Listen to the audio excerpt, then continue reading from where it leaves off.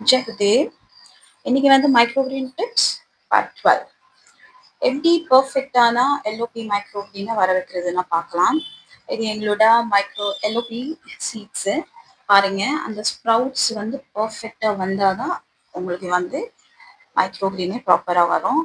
Most of the வியூவர்ஸோட complaint என்னன்னா, நாங்கள் LOP போடுறோம், ஆனால் எல்ஓபி ஜெர்மினேஷனுக்கு முன்னாடியே ஃபங்கஸ் வந்துடுதுன்னா, ஸோ அதுக்கு தான் இந்த ஒரு சீக்ரெட்டு. எல்ஓபியை வந்து நீங்கள் மோர் தென் 12 ஹவர்ஸ் சோக் பண்ணணும்.